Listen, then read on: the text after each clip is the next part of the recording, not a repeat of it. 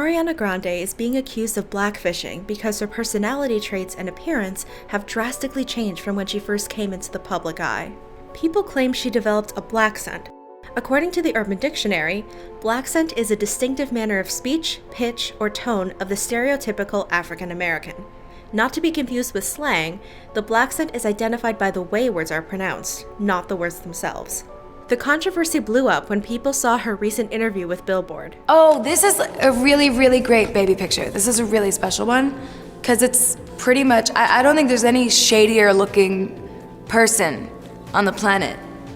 That's the shadiest thing I've ever seen in my whole life. Also, Nona had red hair. When was that? I'm like, that's my cookie, that's my juice, okay? Carry on.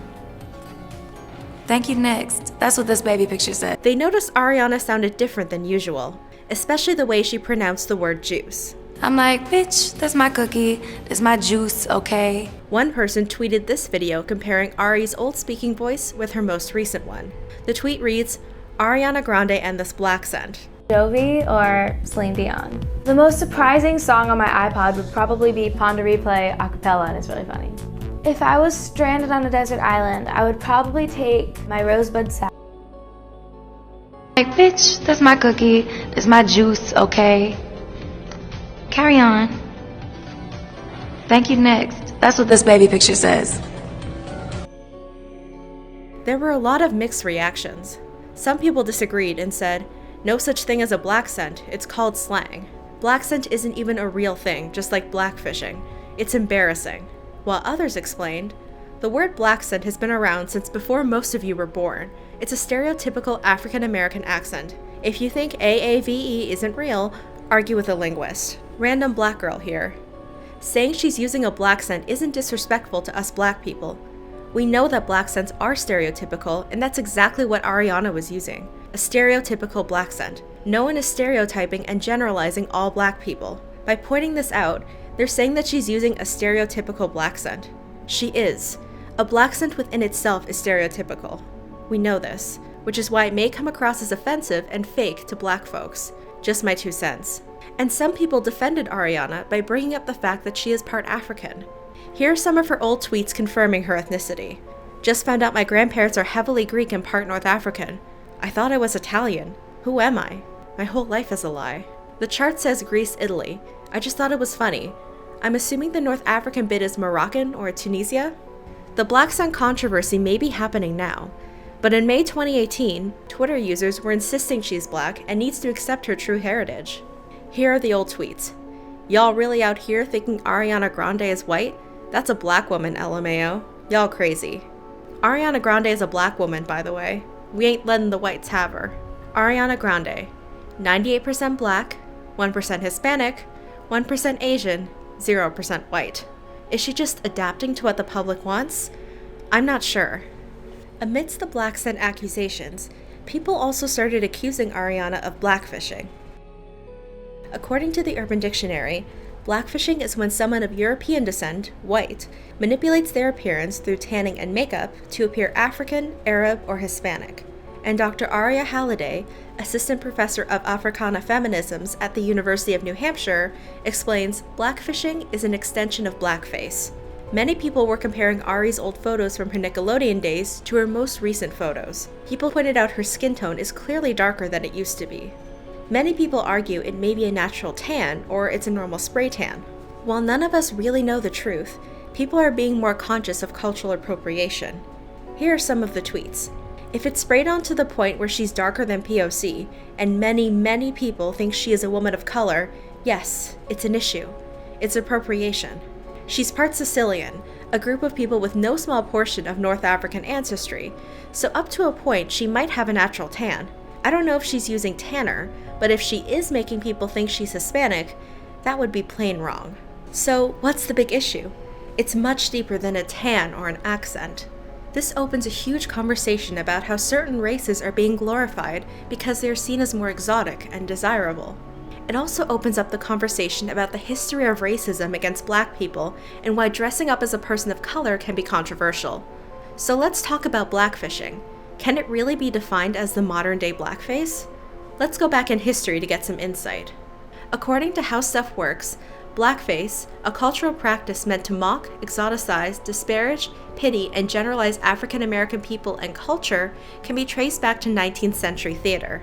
This theater was called minstrel shows, where white men wore blackface to perpetuate messages that black people are buffoonish, dim-witted, exotic, and enigmatic, among other negative characterizations. And this strongly influenced how the public viewed black people. Basically, blackface is insulting to African Americans. Blackfishing, on the other hand, is not as intentionally degrading, but Dr. Halliday explains it as still using race as a costume, which brings us to the boundary between cultural appreciation and cultural appropriation. Instagram model Jaden Gambayan explained, "It could be looked at as the biggest form of flattery to some black women or people of color, and to others, it's mimicking and taking their culture without knowing the history behind it." Dara Thurmond, a nurse who's been vocal about blackfishing, explains, "It's perfectly fine to appreciate the mixed variety of people that you grew up around, but if it gets to a point where you are now trying to pass as someone of mixed race and you're not, that's when it becomes an issue." She further explains, "We're coming into a time where you see a lot of black women really expressing themselves and stepping into their blackness and owning it and not being ashamed of it anymore. So it makes sense why it's happening, because I guess some people who are white presenting feel like they're not the standard anymore. So now they're trying to do things to stay relevant and keep their popularity." And this brings us into the conversation about racial fetishism, which is basically an obsessive interest in or desire for a specific race or ethnic group. YouTuber Sincerely Ogosa explains, "It's almost become so constricted and so confined within that definition of dark skin being beautiful. It started off as these are some images of incredibly beautiful dark skinned people, and then it became a thing of this is the only way to be dark skinned, and it's like images, like hypersexualized images of dark skinned women. And I see a lot of guys, like, if they're talking about, like, I don't know, like black queens or like looking after black women or standing up for black women, it's always like a half-naked, dark-skinned girl. And to me, that's very problematic because it really goes back to slavery, and it goes back to that time of black bodies not being seen as actual people, but they were seen as a place of pleasure. And this is happening in the music industry and the media today. Take Trinidadian rapper Nicki Minaj, for example. She's a black woman who underwent cosmetic surgery to create a hypersexualized body to sell hypersexualized music. Charlene Habarumui, a person of color, explains that the way media portrays black women perpetuates sexist language towards black women. Charlene has been asked things like, "Can you twerk? I've heard black girls do it better. I love your skin. You look so exotic." She says, "It's insulting, degrading, and downright rude. I don't like when men want to experience a black woman like we're on some sort of fetish checklist before he settles down. I don't like that black women's bodies have been overly sexualized since the times of slavery. I often run into white men who love the black female body, but will not acknowledge or fight for the black female struggle. For example, one of these black female struggles is not being able to wear their natural hair out in some workplaces because it's seen as unclean or untidy." My daughter got this. Look at my daughter. I know. I don't want this to happen. Yes, you do. Yes, you do. You don't care. What's wrong with her hair? There's nothing wrong with her hair. Her hair is It's a fine. black. Come on. She has like several kids. But if white people appropriate natural hair, or wear their own hair in its natural texture, they're more likely to get a pass. Charlene further explains the advantage white women have if they have black features. She says, "The full lips, natural hair, big bottoms, bodacious curves, and dark skin of many black women are considered unattractive on people who naturally have these features. But when white women appropriate or have these exact same features, they're considered beautiful. White women are paragons of virtue and desire, while black women are objects of fetishism and brutality." And this is sadly why we see a ton of influencers on social media appropriating black features into their appearances. They get a lot more attention, more followers, and even more brand deals, and it doesn't stop with appearances. Some celebrities change the way they speak or their stage name to appear more racially ambiguous.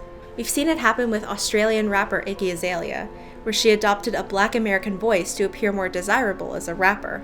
It happened with Calvin Harris too. His real name is Adam Wiles, but he chose Calvin Harris as his stage name because it's more racially ambiguous. He said, "I thought people might not know if I was black or not. After that, I was stuck with it." Why are people doing this?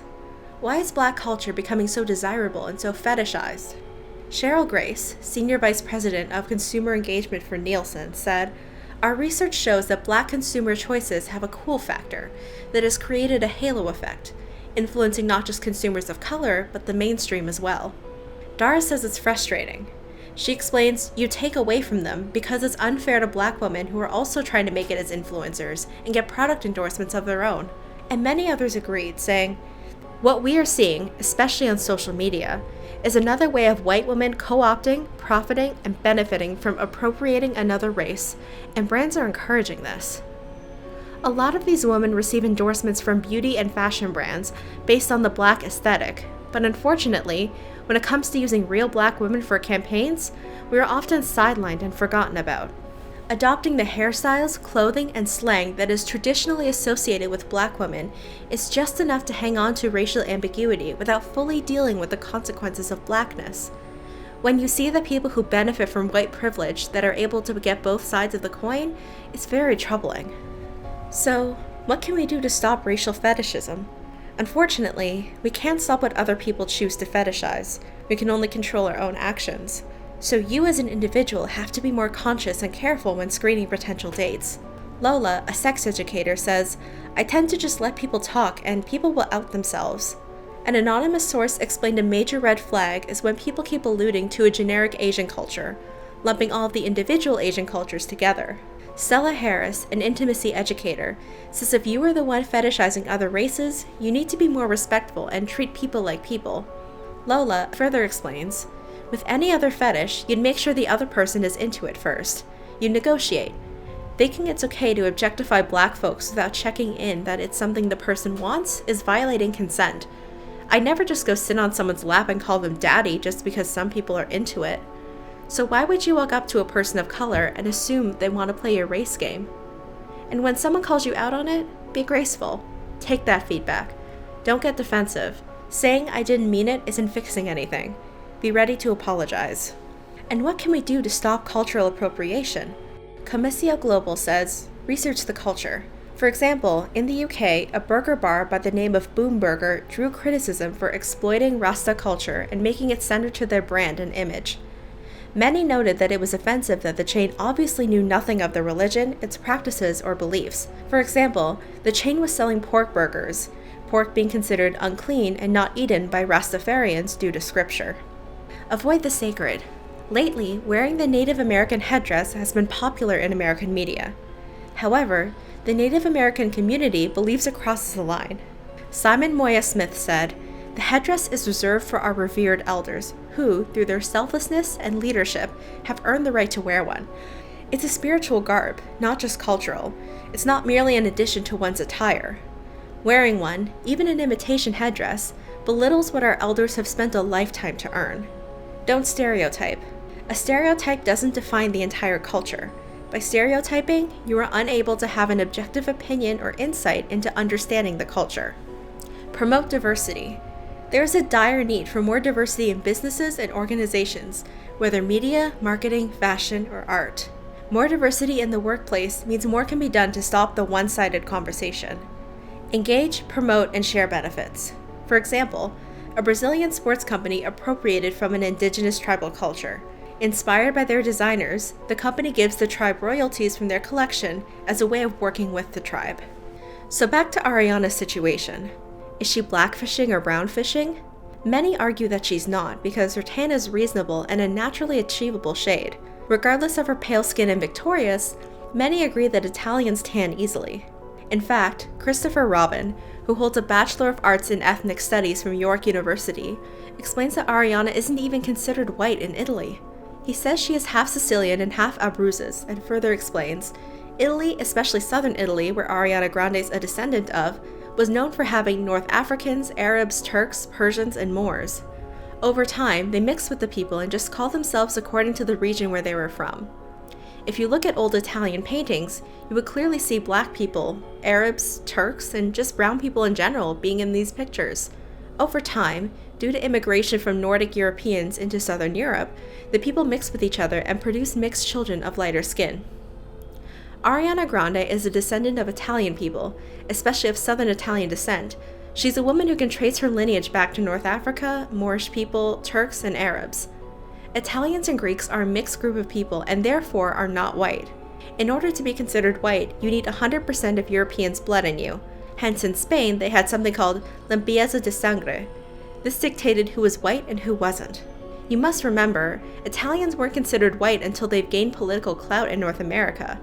However, in Europe, many European officials still don't consider Italians to be considered white. That's accurate because genealogically and historically they aren't white. They are a mixed ethnic group of people which should be embraced even more. So that explains her tan skin. What about the Blaccent? Many people say she's just using a sassy tone to be funny, while others explain her accent may have developed after hanging out with certain groups for a while. And others pointed out that she isn't disrespecting of people of color because she includes black women in everything she does and makes them apparent. She's an ally and advocates for them. People also brought up how Ariana is open about being Italian and doesn't deny it.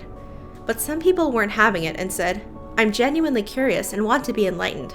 Why do we, as a society, or at least on Twitter, immediately call Aquafina for using a bit of AAVE, Blaccent, and Crazy Rich Asians, Yellow on the outside or white on the inside. But you can't swerve. You gonna roll up. but have a pass for people like Ariana Grande? I love both of them, but just wondering. Y'all ended Iggy Azalea because of her Blaccent, but are silent about Ariana Grande now.